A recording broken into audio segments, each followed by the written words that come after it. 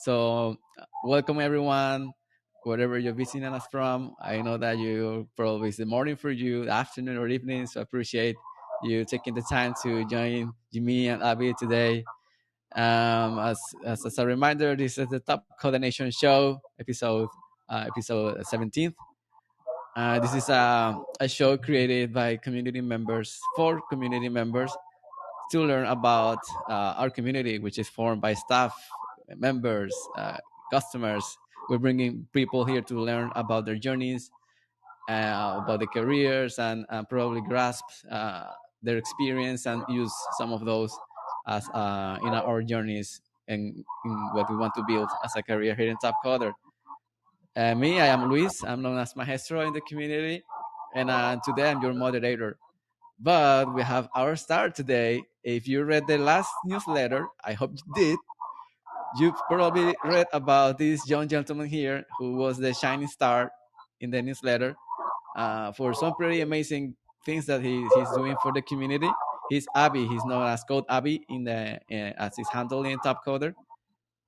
He's from Nigeria, and we have a lot of things to talk to him with him to discuss about his data science and enthusiasm, his young entrepreneurship career, and his community building in Africa. But before I know that you guys want to ask him some questions. I just would like to remind you that this is AMA format. Ask me anything. And I've been running a Google form collecting questions for him. I curated a list for him, and we're going through these questions after the interview, of course. But if you didn't have the time to to fill this form, there's a Q&A button here on the top right if you're hearing welcome, where you can ask your questions, and we'll go through them also at the end of the interview. So that's it. I'm not going to steal the thunder from you anymore. Abby, welcome to the show, man. How are you? I'm very much fine. Good to be on the stage here with you and on the Talk with the Nation show. I'm glad to be here today. Excellent, excellent. Good to Yeah, be and know. the Actually, and the pleasure is mine, man. As a side note here for everyone, I remember one time, Abby approached me, and I think it was in Discord, and I wasn't. I mean, by that time, I wasn't checking DMs too often, and but then I realized I've seen this Abby name here somehow. So he was asking me questions about, hey, can you give me some advice about probably how to form communities, and then by out of the sudden he was building his helping build a community of developers in Africa, and that was very how you say that, not surprised, but I was glad to see that he found out by himself and by the help of other teams how to do that. So happy to hear that. So I would like to start around this topic, Abby, which is, what is it that you're doing right now in Topcoder that caught the attention of everyone and made you the shining star with these communities for Africa? Oh, great. Thank you for that. Lately, I've been sharing on Twitter Spaces about the opportunities on top of that. Hmm. Topcoder has a lot of opportunities for our members, so it makes sense. Like I can get tech talents within my community, Lagos, Nigeria, where I am, who are willing to learn, who are willing to connect, who are willing to also compete. And so I see it as a privilege, as a platform to just share and to also reach out to those young tech talents, irrespective of their level, either at entry level, intermediate, or senior level tech talents. I've been doing that on Twitter Space, and I guess maybe that's what made me the shining star for the month. Um, with that. And the interesting thing is that I've not been doing it alone. As you made mention, I reached out to you and also reached out to other members, other top other members, which is the, one of the folks leading the community in Africa, which is Robinson. Hmm. He has been a very, very strong support. Despite the fact that I'm new in the sense that I joined in last year and I just came in and able to do just a particular gig work, and with that, with few insight about the community. So it doesn't a privilege to also reach out to other members within my community. Robinson has been a very good support. Yeah, So all yeah. put together, I believe that's Mm. one of the reasons why I was put on that name as the Chinese star. Yeah, and I was while you were speaking, I was also thinking about that gentleman that you mentioned, Robinson. Yeah, and we couldn't, of course, we couldn't um, I mean, close up this episode without mentioning him. He's a partner in crime of Abbey in in these spaces. His handle is Rocket12. You have probably seen a lot him around a lot. He's been participating in Topcoder some a couple of years ago, and yeah, his help has been also has been paramount in building this community, and it's great. I mean, when I think about this, I mean, having the goodwill of serving others to help them, being successful, building a career. That's something very, very humble, and I appreciate that you do that, and I admire this space that you're building. And by the way, if you don't know what it is, you can check here. I just shared his Twitter profile. That's where he runs the Twitter Spaces. Uh, I think well, right now it was born as community in Africa, but if it can definitely expand, and I'm sure it will expand throughout the corners of the world because it's jobs. I mean, like Abbey is promoting uh, gigs that people can apply to, and also helping them get into that level of expertise so they can apply comfortably and advising people, and that's pretty amazing. So check it out, Twitter Spaces by Abbey and Robinson. They have a scheduled episode, um, and you can go there, follow him. I'm quite sure you're gonna spend a good time uh, listening and finding opportunities that Abbey has to share with you every week. And there are opportunities every week, and that's and Abbey and Robinson they run it. So yeah, well, putting that aside, and talking about Africa and your home country, which is Nigeria. I would like you to tell us about, I mean, your story, where you come from, and how did you get related to the computer science, data science career. Oh, great. um, I'm from Lagos, Nigeria. One of the commercial capital, the commercial city of Nigeria, and one of the capital for entertainment in Mm-hmm. Africa.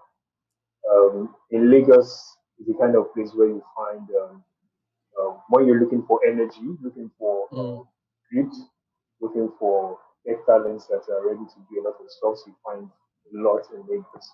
And this is the area I come from, in the sense that we are into a lot when it comes to both business, Mm-hmm. entrepreneurship, innovation, and it's interesting to know it's becoming the fastest, latest selling corn value in Africa. With a lot of development being announced, foreign investors, FDIs, and a lot of rising unicorns rising Mm-hmm. out from Wow. from Lagos. Yeah, I would like to visit one of these days too. Aside these two, we have a lot of when it comes to recreation, we have a lot of beach in Lagos. We have numerous beaches because Lagos, a large percentage of Lagos is water. Um, Despite the little land mass we have, we're still able to do a lot with that and able to do still convert most of these water areas into habitual places where people can also stay in. And we have a lot of beaches. It's interesting that we have one of the longest canopy walk that's Mm-hmm. at the Lekki Conversation area in Lagos. We also have a lot of art galleries, a lot of international markets for the African populace and what have you. So so all this happens in Lagos where I come from. Mm-hmm. The energy is very high and strong, and it's a nice place to be at any point in time. I would advise everyone needs to also visit Lagos at I, particular time. I would love to. I would love to go there. Yeah, I already want to come. Maybe hopefully in the future we have to see you in Lagos. I look forward to that. Yeah, man, that would be awesome. I'd love to go there and visit.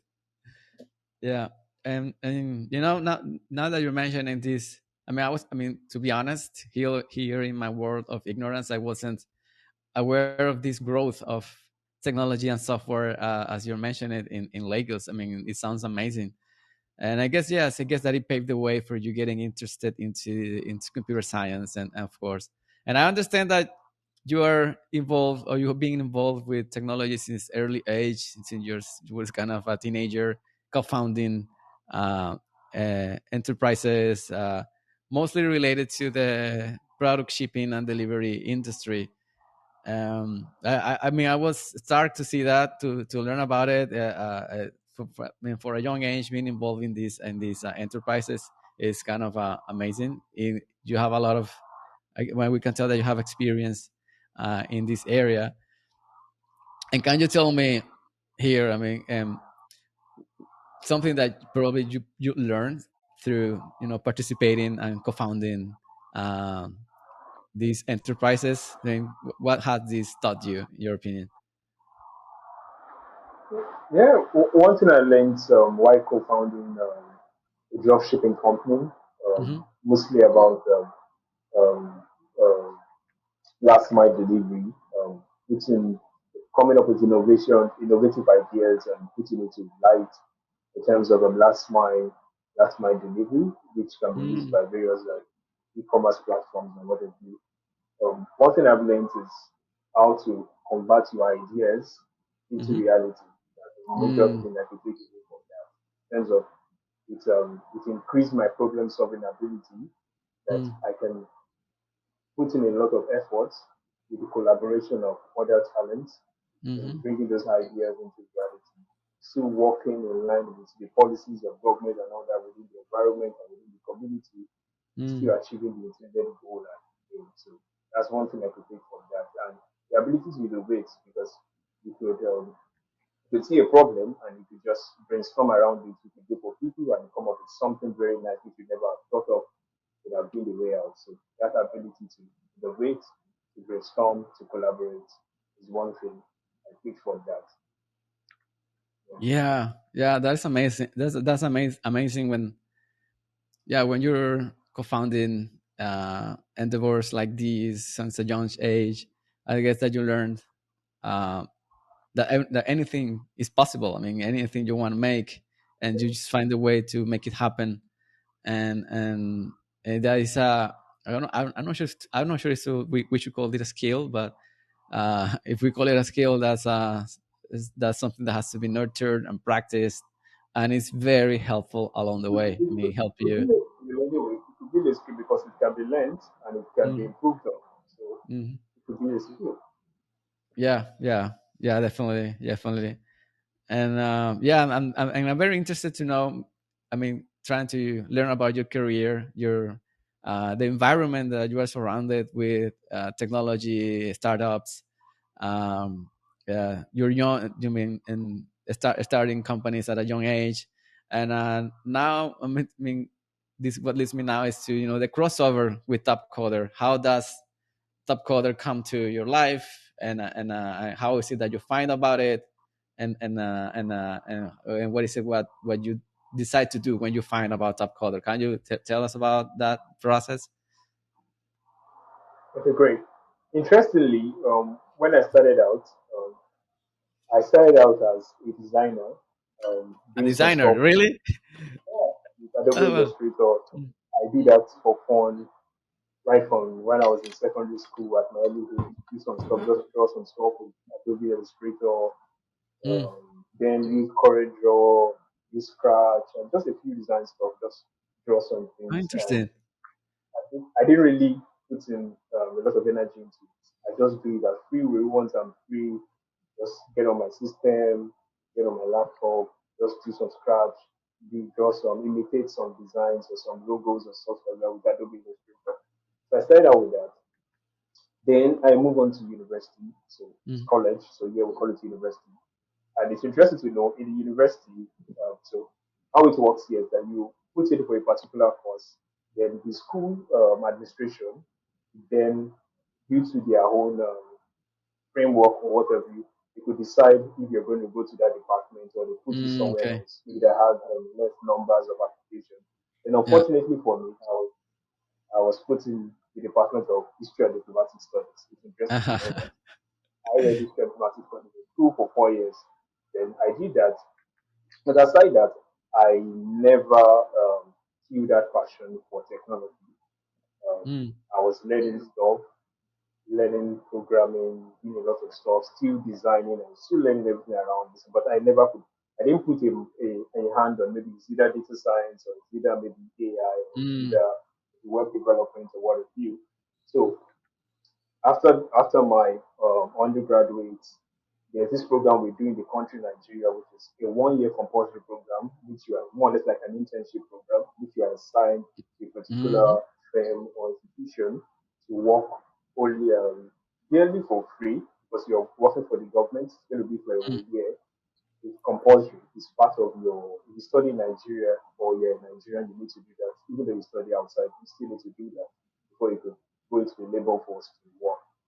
Then while I was doing that, I fortunately for me, I worked with the radio, the federal radio company, and I was in the programs department. So I was able to combine both my knowledge of art and the deep knowledge of technology I have, and bring Mm. it into actualizations in the program in the organization I was at that time.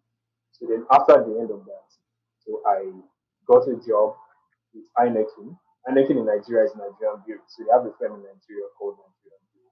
And what do we do? So in that team, I was in the analytics department. Mm. So it was then my drive for innovation increased the more Mm. Yeah. because then I begin to get data from a lot of machines, IoT Mm. devices, sensors. Yeah. I begin to see a lot of imitations of human-like activities imitated by machines and all that. In terms of counting, sensors, detection, a lot of computer vision projects. So I became much more curious. Like, okay, how is this thing being done? So I had more ideas, more problems I want to solve, more issues I would like to see come into actual realization. While I was also working in the analytics department with my skills, so that again propelled more curiosity in me. And Yeah. that's because at that point I decided I'm going to focus on data science, artificial Yeah. intelligence, Mm. because at that point, so the journey was from maybe a designer, but not really a professional designer, doing Mm. some illustrative work, just at leisure, do some design and that. And I was able to just move on. Then Yeah. from then, due to that, at that point when I decided, so I began to put in more training, more skilling, I began to Mm. upskill and all that. So at that point, I discovered Topcoder. Ah, okay. I discovered Topcoder. Then, since a few months. I joined Topcoder September 2021. Then I got a gig in November. So I joined Topcoder late September, applied for a gig within Wow. October. So the application process, interview, and all that, I knew I Mm. started in gig in Yeah. November. So it was that the energy and the experience and all that I've seen made it much more easier. Mm. Okay. So I guess yes, yes, it's an interesting career you found out about the coder, and you were very lucky, of course, talented, to land the gig as fast as you could, learn from it, and yeah, and learning those skills, which is very interesting. That you went through design, then to an actual work, and I would dare to say that you don't regret doing design because I guess that it gave you more perspective about things, even when you are Yeah. solving other type of problems. Especially attention, Yeah. attention to details. Mm, I picked that from design, attention to details. yeah. Yeah. Right. Yeah. I guess that. I mean, we learn, pick up things along the way that we keep using them, even if we're not aware, if we're not conscious. All things we be learning, we apply them somehow, and that's great to have. I mean, using other skills gives you more breath in when solving problems. I mean, you can see those from different perspectives and makes you more valuable of course. And yeah, now that we are, in the top color topic, now that we landed into this portion, I know that you landed a gig. And how was that process? I mean, of landing the gig, the experience working with the customer. You liked it? What? How was it? Your first one? In fact, it was, let me tell you what it was my brain. I wasn't expecting it to be that that seamless in the sense that a remote gig for the part where I'm in Lagos, Nigeria, and Mm. I got a remote gig to work with a client in the US. Mm-hmm. Yes, so I was working with Setting. I'm not sure if I pronounce Amy, the yeah. name right. Setting. Yeah, in the Yeah. marketing department of Topcoder. Mm-hmm. I was working on. I worked as market reporting professional, where what I was doing then was data visualization, data analytics, looking at conversions, and a lot of Mm. updating the report and preparing the weekly report and all that. So initially, I wasn't expecting a community that I will get, or I will be given access to a community Mm-hmm. whereby it's in a first world country to someone in a third world country with no stereotype, with no discriminalities and all that. I was given Mm-hmm. a free chance and a free way with no bias. So first and foremost, I was first of all surprised. Mm. Then, but aside that, the task was seamless in the sense that I was guided all through. Like there was what I need to do at the very point was clear, was stipulated, and the deadlines were clear. Mm. The targets, the goal, everything was clear and was transparent. So it Yeah. made the job much more easier, and that's one thing I love about Tokoda. And I'm even coming to that because most of those things I saw, I witnessed myself on Topcoder, made it much more fulfilling for me to also, okay, I've seen what this is like, so Mm-hmm. I can go all our lengths to tell my fellow friends, fellow tech talents within my area that there's a specific community whereby if you're looking out to learn, to grow, and also to compete, you could sign up here. So that is one of the reasons that also led to the Twitter space also and other Mm-hmm. activities which I've been doing behind the scenes for Top Project. So the gig work was seamless in the sense that I was guided, like everything I need to do was clearly stipulated at a particular time. I knew to the time I'm supposed to prepare the report was clearly stated what I needed to do, the resource needed, and I was given the ability to also innovate in the sense that it's not a stiff approach Mm-hmm. whereby you strictly follow this, but you're also given that ability to also bring in your own idea, chip in, contribute, and you also feel so welcome for doing that with no stereotype. Emphasize on that. Wow. Yes. Um, yeah, it sounds like you had the best pack of experience in your first gig. I'm happy to hear that. And something that caught my attention uh, was that fact that you were not aware, you didn't know that there was because right, you entered as a gig worker. You were not aware that there was this community behind the platform that engaged among themselves, and they hang out online, and they help each other.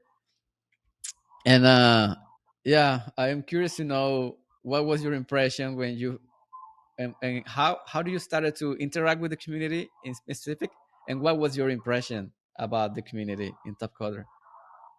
Okay, initially, when I find out Top Coder, I was a bit curious. Like, Mm, I saw a lot of stuffs on the site, and I was like, just like that, because I've witnessed a lot of stuff in terms of when you get to apply for gigs, remote gigs, and you find out mm, it's not, it just seems to be true and it's not what you think it was. Then I saw those things. I applied initially, moved on to the interview stage, and like that, I moved on to the final stage, and I got the gig. So mm, later on, I begin to check out other activities that goes on the site. Mm. the community and all that. Then I found out there was a weekly Monday meetup call, Cool. Ah, a yeah. Zoom call. Mm-hmm. It was at the point when I joined that meetup call, and I saw the interaction. Like, wow, this is real. I saw the rate at which the members communicate to each other. Since Jesse was on the call that day, Adam was on the call, Corey was on the call. I asked some questions. I sent out some, it was a Zoom call. I sent a specific question to Corey, who was in charge of big work. And since then, initially, I was looking at him for internship or maybe something. And Corey responded that they don't have internship. That what am I looking Mm. out for? Like the Yeah. willingness to help was new. She was sincere, and Mm-hmm. everyone was just willing to help. Everyone was everyone showed that thing, and I thought, wow, Yeah. this is Mm. really awesome. Uh, yeah. Well, I guess that, yeah, it made it. It made it. We can say that it made it feel real, right? Uh, Yeah, yeah, that yeah, because maybe sometimes you can find, because we know it. I mean, we know there are multiple platforms, and this is not me selling out Topcoder, of course, but there are multiple platforms out there. But when it comes to the point of, you know, platforms that focus kind of on work, of course, and it's okay. You have work to do. That's what you're paid for, and but sometimes there's this kind of sense of lacking, something's missing, and working from home, from distance. As you mentioned, you are in Lagos, Nigeria, working with people in the United States of America. You guys kind of meet, and we are social creatures, human. That's human nature. We tend, socialize, yeah. and if we are just focusing on work, there's something that's going to be poor quality in your soul, like something is missing. And this quality of top coder, when you get there and meet people in a Monday call, that makes it feel real. Like, okay, this is I understand that part, and I'm totally on the same page with you that these calls, these meetings, these meetups, they make things feel real. And well, Definitely. yeah. And now that we're talking about this, what would you say that is your one favorite thing about the Top Color community? One favorite thing about it, I love about the Top Korea community. There are a lot of stuff I love about Top Mm, Korea is the fact we get to interact from time to time. Those videos calls, those events we do put up, mm, the hangouts, just like this, the Top Korea Nation show. That's one thing I love particularly is the fact we get to interact because this is a community, a virtual community, and we have that privilege to get to see each other's faces once in a while, hear from each other, share ideas, connect, and all that. That's one thing I love mm. about aside many other things. Yeah, yeah, definitely, definitely agree with that. And I mean, I know you guys didn't ask, but yeah, that's one of my favorite things of Talk Coder is the is the community itself. That's one of the main reasons why I'm here, and I can totally share this feeling with you of this feeling of belongingness and support that we receive from other members is just priceless. Is I haven't seen this anywhere else, and I can kind of I can have an idea of your motivation for creating, the Twitter spaces and helping other members. What I would like to kind of hear from you, what would you say is your, I mean, keeping this topic of community, what would you say is your motivation, to grow and nurture this community of people, who are looking for jobs or learning opportunities, and then you create this thing, and you must, must have a get fuel or a good reason to keep doing it. Like, what would you say is your motivation behind it?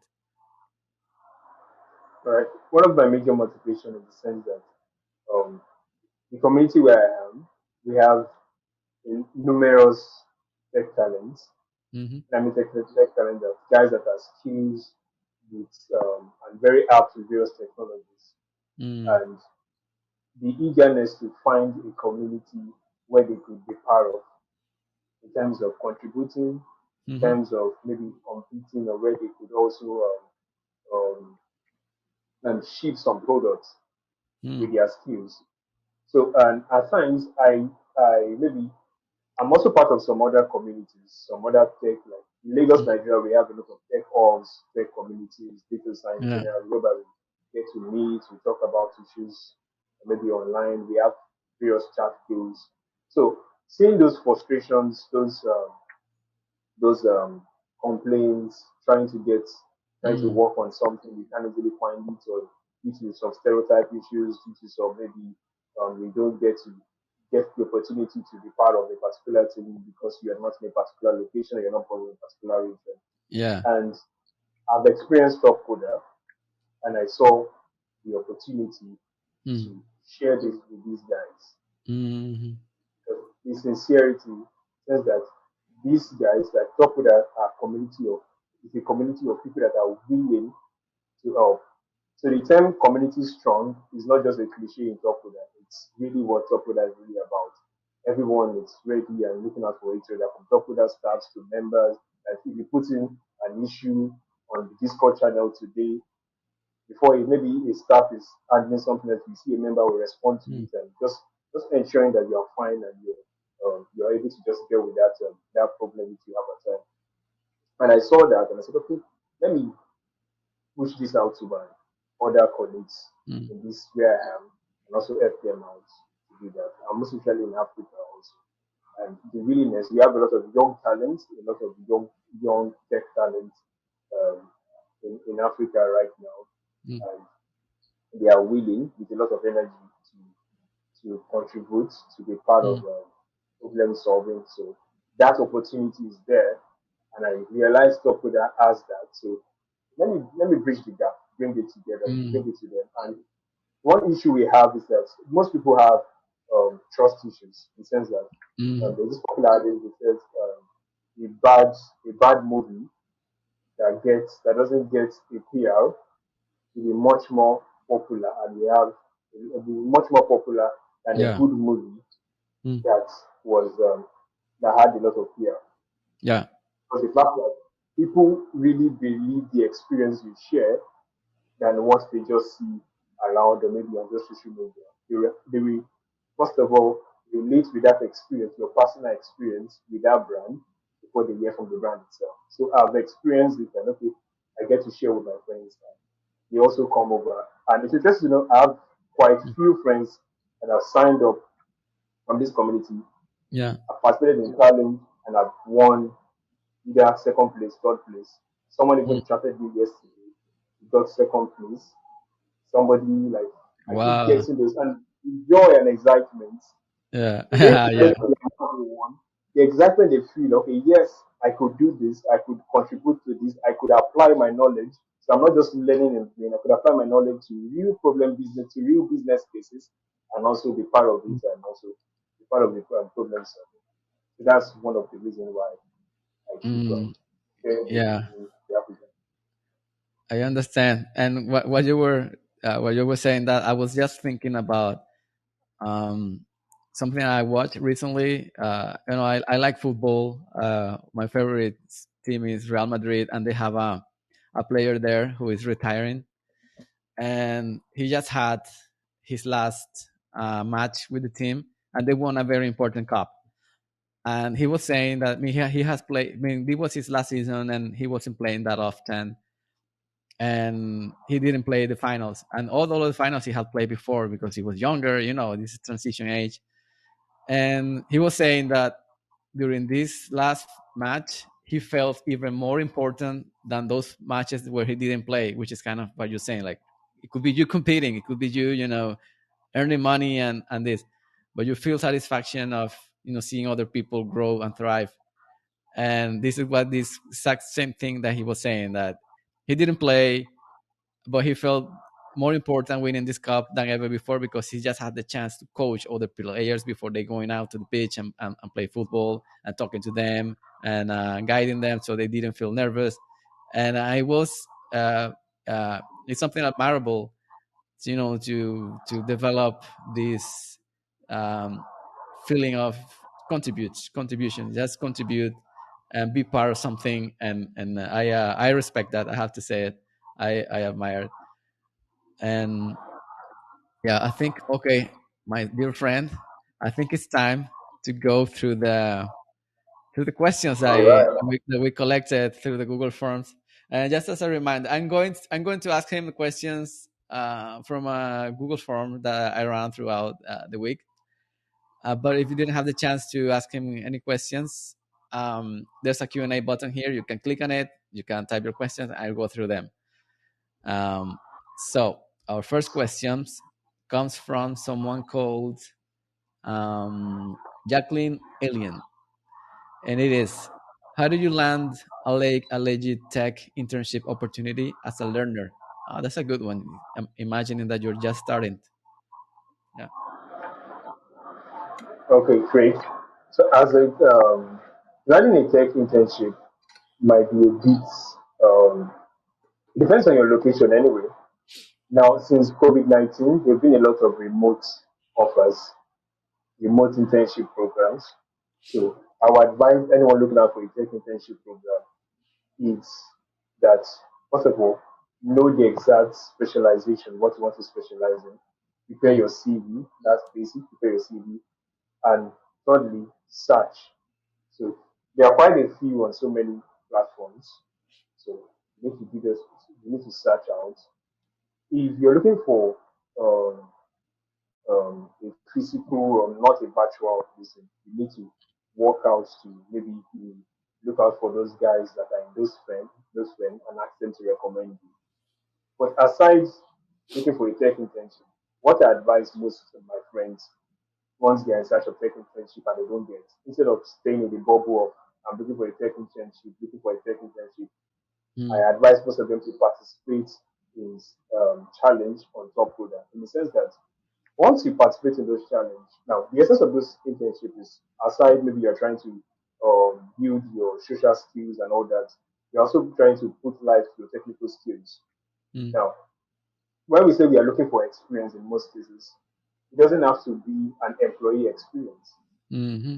While you participate in challenge on top coder, that's an experience. Yeah. You're gaining something, you're solving a real business case that you couldn't have access to solve on your own. Look at what our guys did on top coder with NASA, they discovered two comets. Mm, That's a old experience. If you had the chance of working with that team in that community, that data science community, is enough experience for you to get any good offer anyway. So participating in challenge also to an extent is an experience yeah. which you're also seeking out for by looking out for an internship. So if you don't get a gig work or you don't get a tech internship, participating in those challenge also see it as you are more or less contributing to something also, which is also an experience, which you can also articulate them properly in your CV or your resume to get a job. Yeah. Well, Jacqueline Elling, if you're here, I hope that it was useful, and I think it is because it basically wraps up the cycle of and the paradox that when you go apply to a job and they ask you where's your experience, but you're too young, you're starting to, then no one wants to hire you for experience. Well, you can build the experience somewhere else through actual work, as Abby mentioned in Top Code the challenges. That's actual experience, actual work for actual existing clients, and yeah, you can use that as a proof of your experience.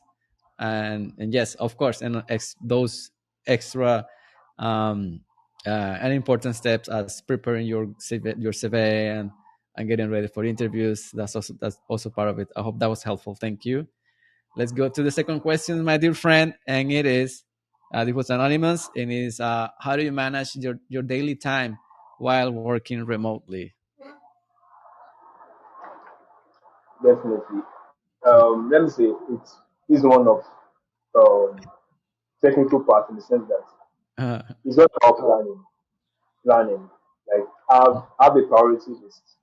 mm, Have a priority list, which is most important, less important, and other activities you want to. So you give attention to the most important thing first. Like in the sense that maybe you have a lot of things to do with so many deadlines, bring the closest deadline to the top of your list, then mm, work on it. Understand? Don't waste your energy trying to work on things you know you can't achieve at that moment. Rather, mm, move that energy to what you know. So you have to be much more sincere to yourself and place that priority. So have a daily schedule. That's what I do on a daily basis. I have a daily schedule, my to-do list, what I want to do. in lines of also synchronizing that with um, a lot of deadlines I have in like I have in line. You understand? So I have a to-do list on a daily basis, and I have some specific deadlines. So I arrange, um, I synchronize that with those targets I have on a daily Mm, basis. That's how I do that. And also put in mm, time. No, the mistake we do, I don't know. Okay, for my own part of the world, Lagos, because of the energy and that. So at 10 p.m., 12 p.m., and 12 a.m. rather, you could yeah. see people still working, Ah, yeah. which you are meant to Yeah. do.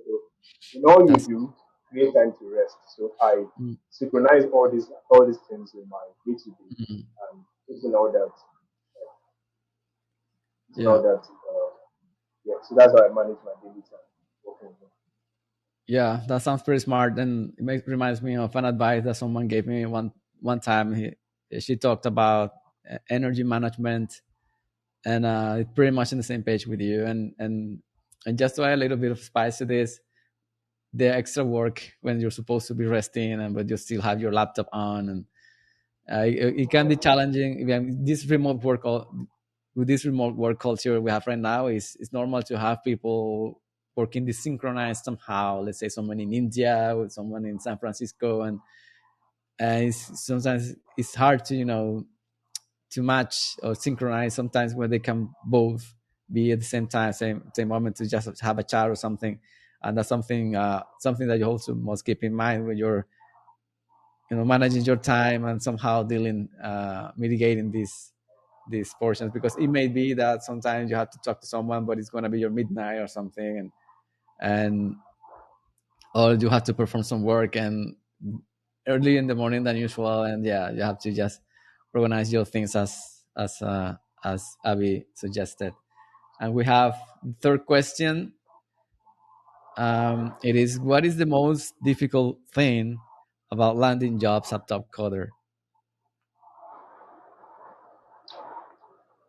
The most difficult thing about landing a job at top project.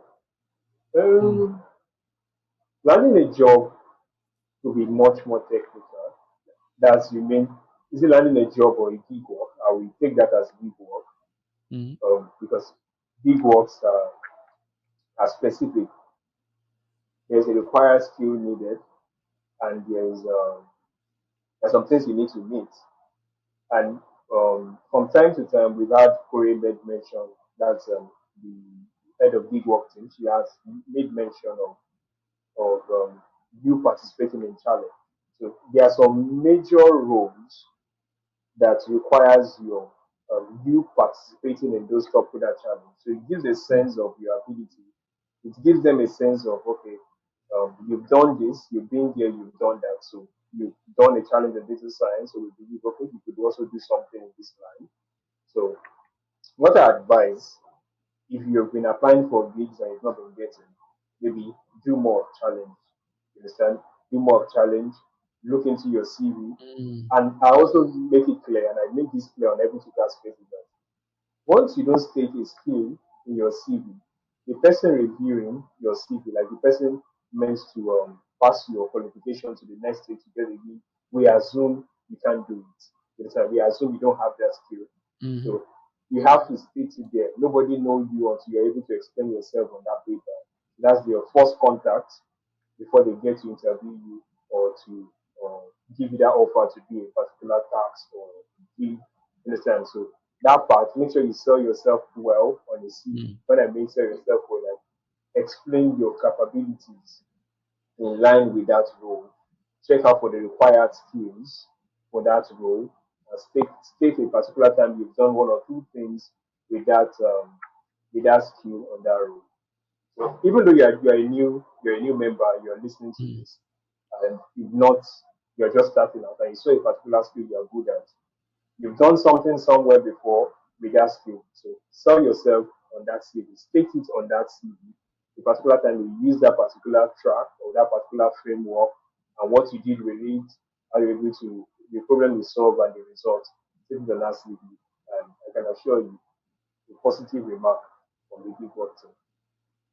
yeah, that's a great piece of advice.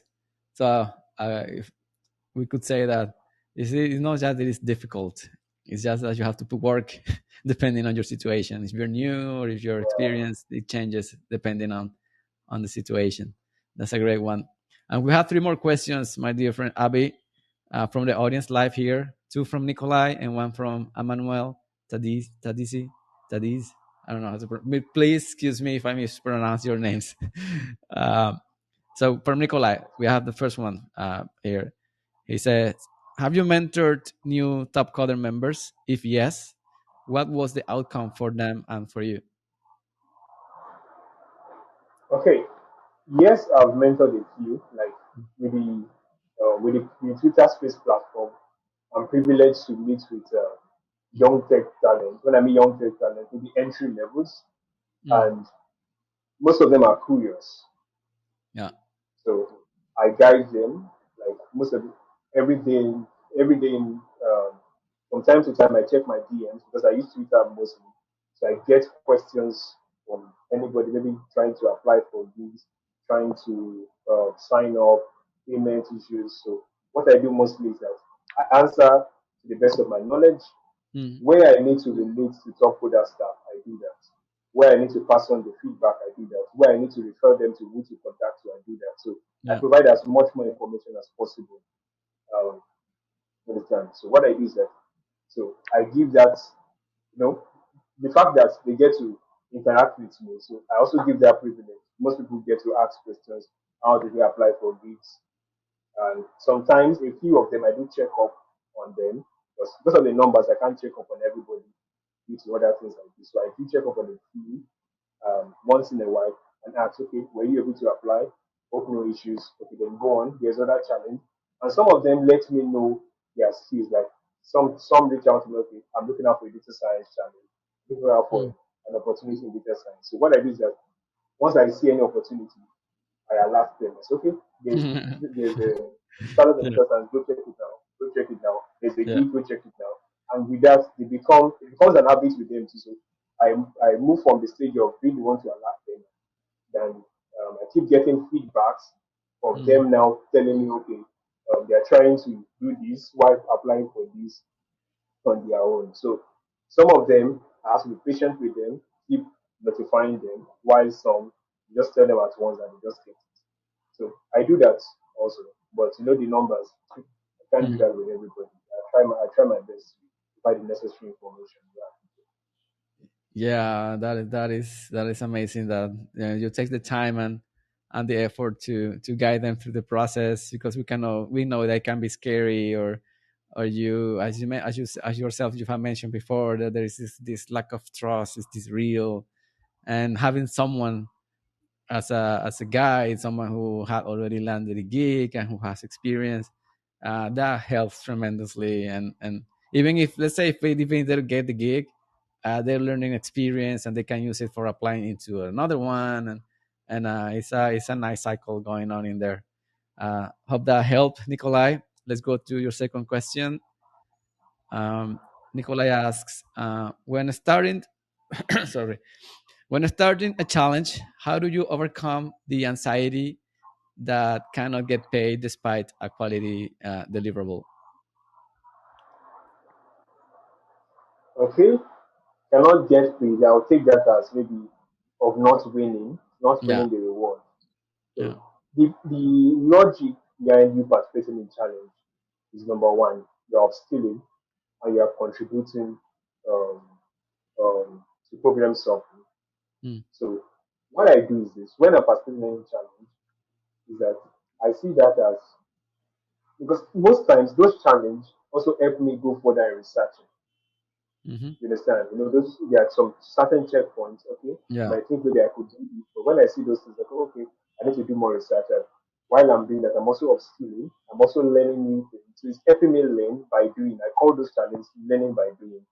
You understand? So I'm yeah, doing and I'm also learning. So outside the fact of not getting paid or not winning a certain slot, I've moved from where I used to be to another phase. Where I've moved from where I was to another phase. You understand? So I'm no longer at that ignorant of that certain framework. yeah, I've been able to upskill and also add knowledge. So with that in mind, um, I'm able to just push on and just apply for any challenge. So the only thing why I might not really apply for that, if there's any challenge I'm not applying on, is maybe my time, not based on anxiety of not getting to. You understand? Yeah. So Yeah. I just look at it from the standpoint, okay, I'm upskilling, trying to also learn more and also test my knowledge on this particular track. Mm. Yeah, I understand that. And yeah, something to add, just a small thing is, uh, I would kind of um, approach this situation depending on one thing, which is the level of expertise of the person who is, approach taking the challenge. Because there's one way of seeing it, as a starter when you're starting a career, or just you're learning, as you mentioned it. And I would say that best ways to approach it is like, I'm learning, I'm upskilling myself, even if I lose, it's okay. And there's other side of the coin, which is what happens to the expert. Let's say there comes an expert, and this kind of the point where Nikolai is trying to get. He delivers what he thinks or what she thinks is a super top-notch solution, and doesn't get paid, or and this is kind of the first time. Then when she's going to join a second time, she has this anxiety of what if I don't win, but I'm already an expert, should I bail or go somewhere else and stuff. And that's where I take the approach. I change it, instead of learning, kind of, because when you're started, you're learning everything. You're learning everything again, the technology, how to use the platform, everything. Well, at this level, I would say that you're learning specific skills, and this is where you should be kind of clever and try to focus. Let's say I'm joining this challenge, and just ask yourself, what I'm going to learn from it. Even if you're an expert, I'm sure you're going to learn something. Is a different industry? Is it finance? Is it crypto? Is it cryptocurrency? Is it? And there's something you don't know, and from there take the approach that you're also learning, and that may help. I mean, at least for me, it works. It worked while I was competing, when I was a regular competitor, and I consider myself some, no, I would say expert, but proficient at solving problems. And and sometimes I could say, hey, when I join a challenge, I always ask myself what I'm going to learn from this. Even so, to know that if I lose, is I don't win even a checkpoint or third place or second place and nothing. I say at least, or I knew that I joined because I was going to learn how to design for watches, or how to design for medical industry, was something I never did before, and that helped somehow. I mean, it's not gonna get rid of all the whole anxiety. That's kind of impossible, but it helps. I hope that helps, Nikolai. We have the last one from Emmanuel. Uh, the question is, what things would you do different if you had the chance to go back to when you began coding and freelancing? It's a good one. Okay, great. A very interesting question. For Yeah. coding, I will focus more on the fundamentals. That's the Mm, basic. Like the fundamentals is key. In as much you're eager to ship your products rather, you're mm, eager to solve problems. Fundamental is key. You understand? So mm, um, I'll focus more on the fundamentals.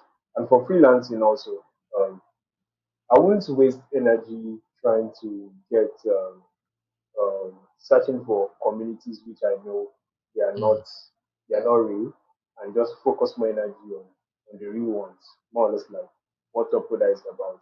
mm. Once you get it, just stay with it. That's it. Yeah, I guess that makes life easier.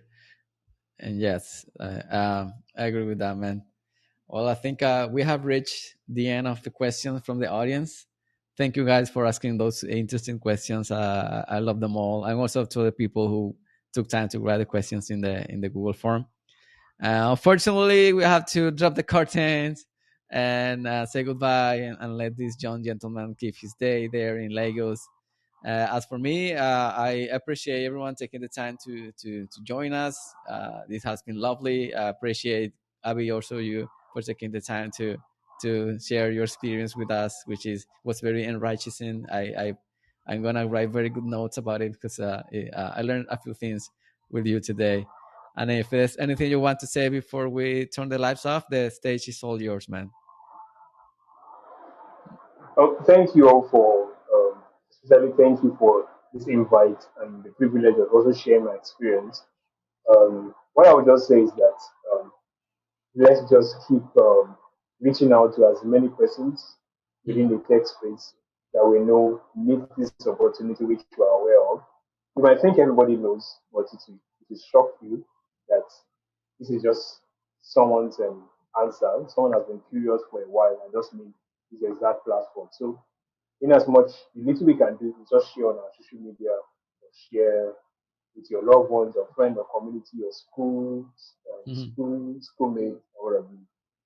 Just share topic and just share Yeah. it. Yeah. Well, thank you, man. Again. Well, that's it. Bye bye, everyone. I hope you have a great rest of your day, your evening, and hope to see you again in the next episode. Bye, everyone.